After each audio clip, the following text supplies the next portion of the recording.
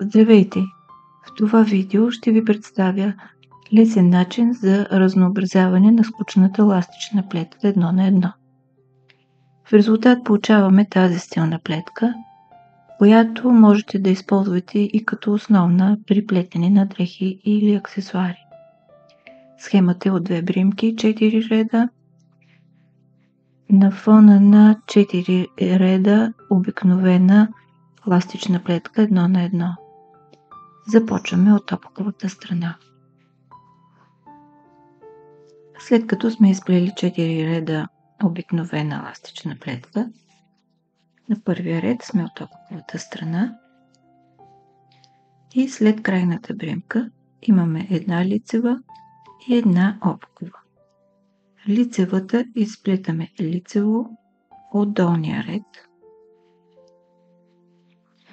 а опаковата, конецът е отпред, изваждаме дълга бримка между нея и следващата, отзад напред като опакова, след което сваляме опаковата бримка, конецът е отива отзад и следващата лицева изплитаме лицево от долния ред.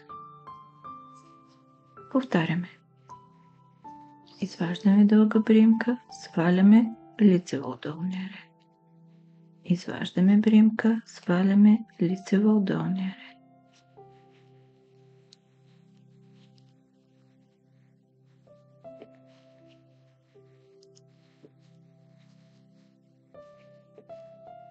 Втори ред от лицевата страна.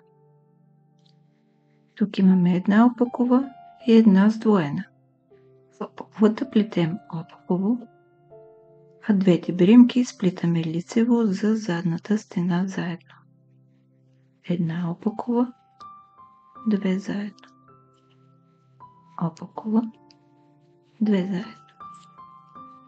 Опакова, две заедно. Това е схемата за този ред. Трети ред от опаковата страна плетем по същия начин, както и в първия ред. Лицево от долния ред, изваждаме бримка, сваляме. Лицево от долния ред, изваждаме бримка, сваляме. Лицево от долния ред, изваждаме бримка, сваляме. Продължаваме така до края на реда. Четвъртия ред от лицевата страна повтаряме същото като във втори ред. Една опакова, две заедно лицево за задната стена. Опакова, две заедно. Опакова, две заедно. Плетем така до края на реда.